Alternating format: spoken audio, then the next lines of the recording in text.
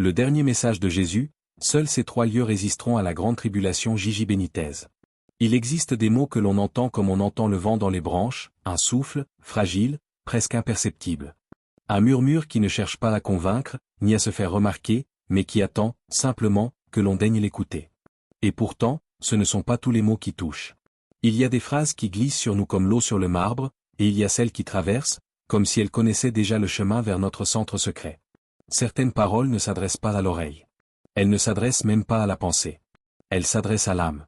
Depuis 2000 ans, nous avons répété les évangiles, parfois avec dévotion, parfois avec habitude, comme on récite une histoire que l'on croit connaître. Mais il arrive, dans un moment inattendu, que le texte se réveille.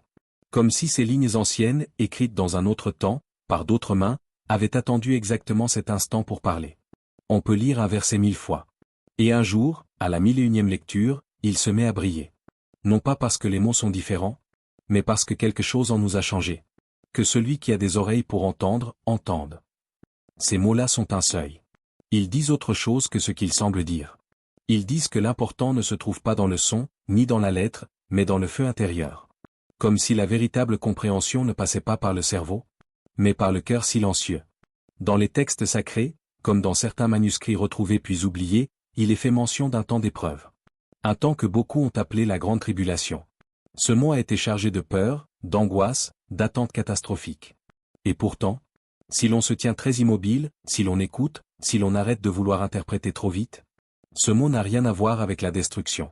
Ce n'est pas un événement extérieur. C'est un dévoilement. Le monde moderne nous a appris à regarder vers l'extérieur. Nous avons appris à penser que la vérité se trouve dans ce qui peut se mesurer, se prouver, se montrer. Nous avons placé notre confiance dans les écrans, les discours, les institutions, les systèmes, les technologies. Nous avons bâti des royaumes humains faits de béton, de verre, de signalisation lumineuse. Mais Jésus a dit, « Mon royaume n'est pas de ce monde. » Ce n'est pas une phrase symbolique. C'est une direction. Alors comment entrer dans ce royaume? Lorsque le monde extérieur s'effondre? Lorsque les certitudes deviennent poussière? Lorsque ce que nous croyons solide se met à trembler?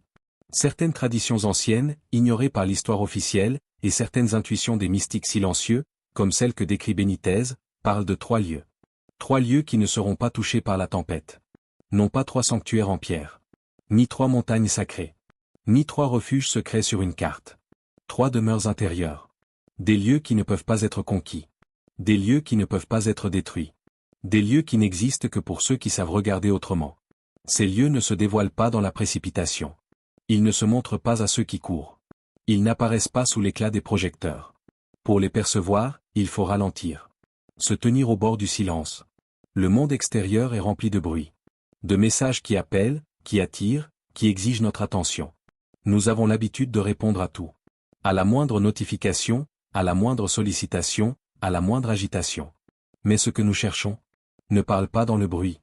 Ce que nous cherchons ne se trouve pas dans ce que l'on peut voir. Ce que nous cherchons se révèle quand le visible tombe. Lorsque les lumières du monde se retirent. Lorsque nous ne savons plus où aller.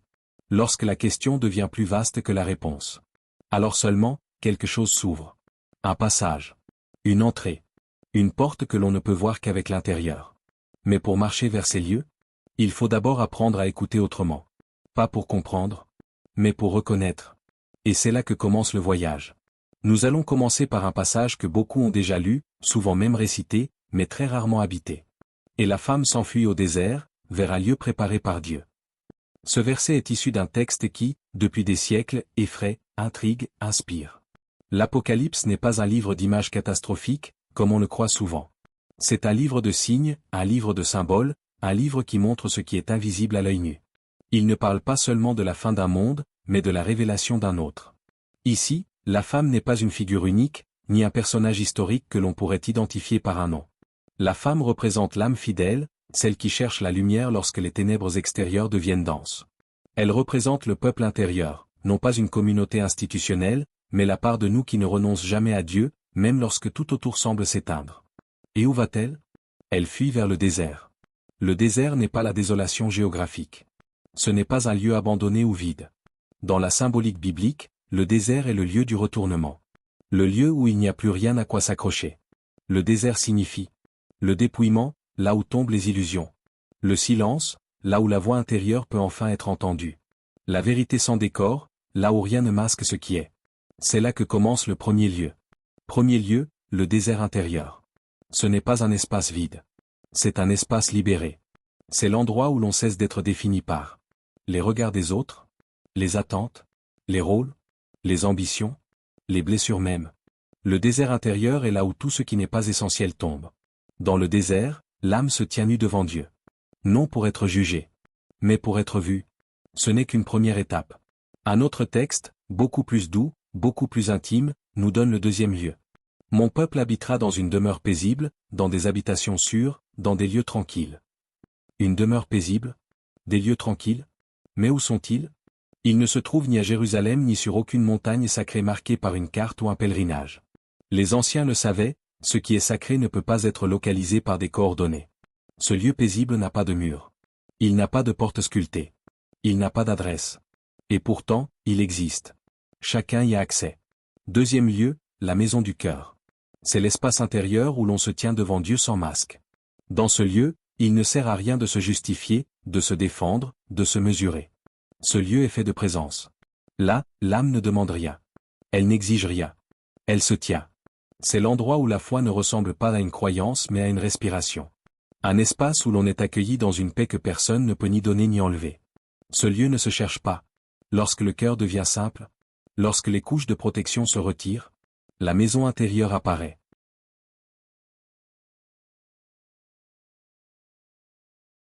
Et puis, vient le troisième lieu, celui qui a été prononcé 1000 fois, et 1000 fois ignoré. Le royaume de Dieu est au-dedans de vous. Luc 17, 21. Ces mots ont été lus, traduits, expliqués, commentés. Mais rarement compris. On a cherché le royaume à l'extérieur. Dans des royaumes terrestres. Dans des mouvements religieux. Dans des réformes spirituelles. Dans des lieux saints et des sanctuaires de pierre. Mais Jésus a dit, il est déjà là. Non pas dans le futur. Non pas ailleurs. Non pas après la mort. Maintenant. Dans le vivant, dans l'intérieur, dans ce qui respire avant le nom. Troisième lieu, le royaume vivant en nous. Il ne s'agit plus ici de refuge. Mais de naissance. La présence divine n'est pas quelque chose que l'on doit mériter. Elle est déjà là, comme le cœur bat déjà, sans qu'on lui donne l'ordre de battre. L'épreuve n'a pas pour but d'effrayer l'homme. Elle a pour but de révéler ce qui ne peut pas être détruit. Ce ne sont pas 3 lieux pour fuir. Ce ne sont pas 3 cachettes. Ce ne sont pas 3 forteresses contre la catastrophe. Ce sont 3 demeures pour demeurer. 3 états de l'être. 3 seuils de conscience. Le désert dépouille. La maison du cœur accueille. Le royaume naît. Tout est déjà là. Mais tout dépend de la manière dont nous regardons. Les anciens savaient quelque chose que nous avons presque oublié. Le plus grand danger n'a jamais été le chaos extérieur. Ce n'est pas la chute des empires, ni les guerres, ni l'effondrement des structures visibles. Leur véritable crainte était beaucoup plus silencieuse, beaucoup plus subtile, et infiniment plus profonde, l'oubli de l'âme. Car lorsque l'âme s'efface, lorsque l'homme ne se souvient plus de ce qu'il porte en lui, tout le reste devient mécanique, creux, sans direction. L'homme peut continuer à respirer, mais il ne vit plus. Il peut avancer, mais sans trajectoire réelle. Il peut parler, mais sans voix. C'est cela, le véritable effondrement, celui qu'ils redoutaient vraiment. Le désert, pour eux, n'était pas un décor géographique mais un espace intérieur.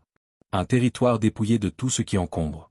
Un endroit où les illusions ne survivent pas, où les faux rôles tombent un par un comme des vêtements trop lourds à porter. Dans le désert, il n'y a plus de bruit pour se distraire, plus de masques pour se rassurer. Rien ne reste sinon la vérité nue, tranchante parfois, lumineuse toujours. C'est un état où l'on cesse de courir, non pas parce qu'on a atteint la ligne d'arrivée, mais parce que l'on découvre que la course elle-même était un piège. Et dans ce silence, quelque chose en nous recommence à parler. Ce désert n'est pas un vide, mais une purification. Ceux qui y entrent ne sont pas punis, ils sont appelés. On ne s'y perd pas, on s'y retrouve. C'est l'espace intérieur où l'on accepte enfin d'être seul avec la part la plus authentique de soi. Et c'est précisément là que commence le chemin vers la maison du cœur. La maison du cœur n'est pas un temple fait de pierre, ni un lieu que l'on peut localiser sur une carte. C'est l'espace intérieur où l'on accepte d'être vu par Dieu. Entièrement. Sans filtre pour ravaler nos peurs. Sans mensonge pour enjoliver nos intentions. Sans justification pour protéger notre image. Tout ce que nous sommes et tout ce que nous avons tenté d'éviter apparaît dans cette maison. Non pour nous accuser, mais pour nous libérer. Car rien ne pèse plus lourd que ce que l'on cherche à cacher, même à soi-même. Dans cette maison, la lumière ne juge pas. Elle révèle. Elle met en évidence ce que l'on a oublié, ce que l'on a refoulé, ce que l'on a enfoui sous la routine et la fatigue. Et plus cette lumière s'intensifie, plus on découvre que la vulnérabilité n'est pas une faiblesse, mais une entrée. Celui qui accepte d'être vu sans voile finit par se voir lui-même. Puis vient le royaume intérieur. On en a parlé comme d'un lieu, parfois comme d'un paradis futur, parfois comme d'une récompense. Mais ceux qui en ont eu l'intuition ont compris qu'il ne s'agit pas d'un endroit, mais d'un événement. Un basculement. Une naissance. Et comme toute naissance, elle est à la fois fragile et puissante, discrète et bouleversante. Elle ne fait pas de bruit, mais elle change tout ce qu'elle touche. Lorsque Jésus disait « Il vous faut naître de nouveau », Jean 3, 7. Il ne parlait pas de changer de corps, encore moins de changer d'identité.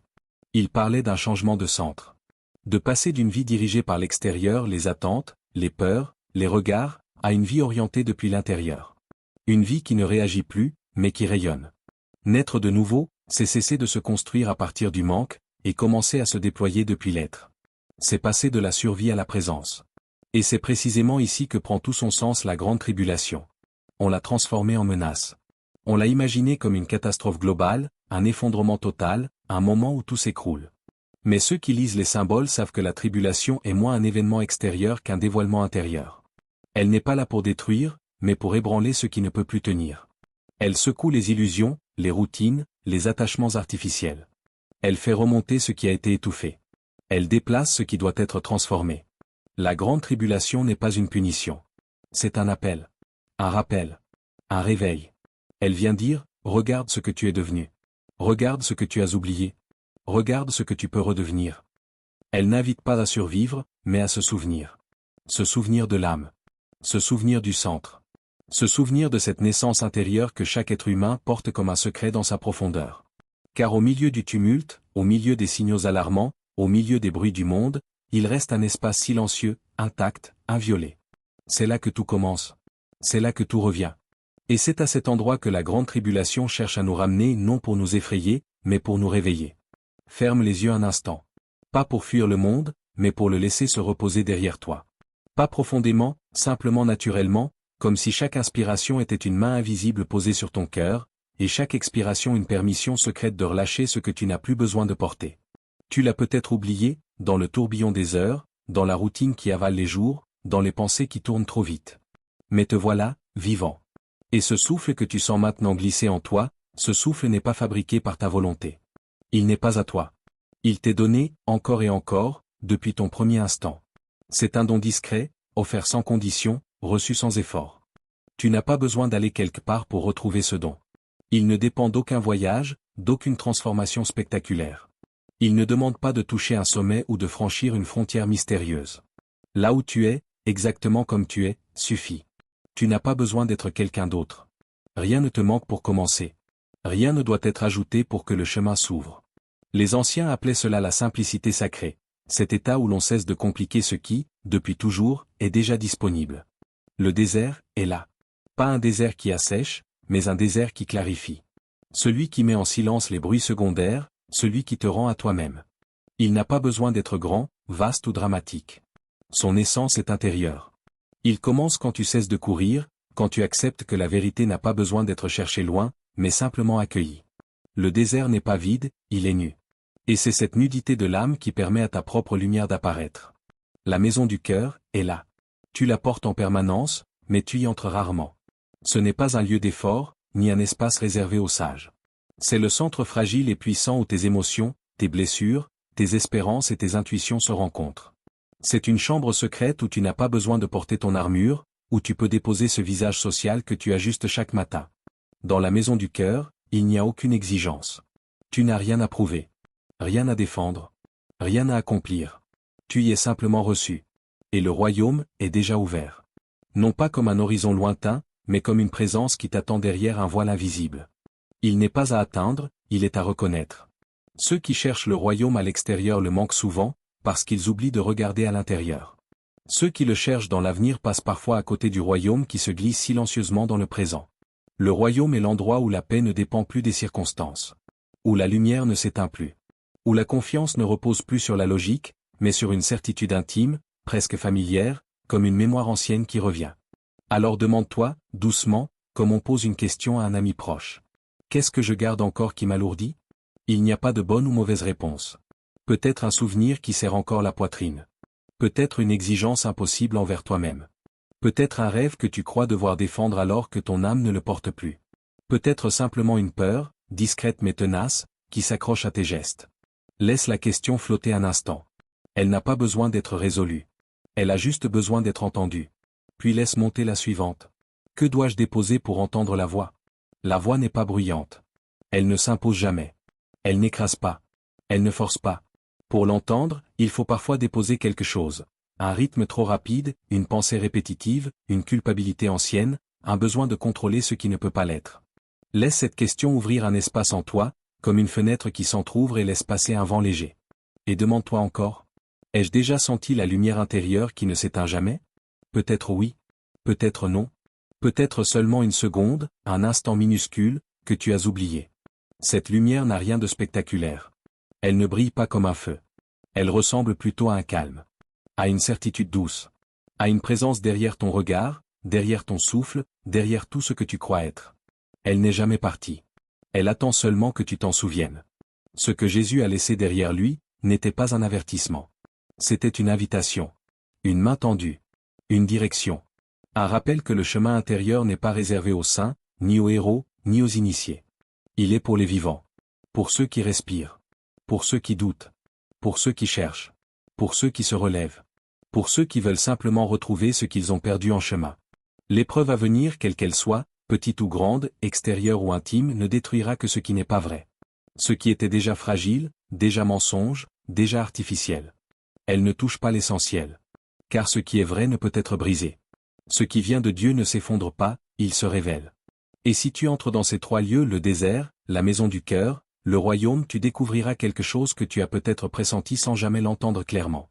Tu n'es pas seul. Tu ne l'as jamais été. Car Dieu est déjà là. Depuis toujours. Et pour toujours. Abonne-toi à la chaîne, partage la vidéo et marque j'aime.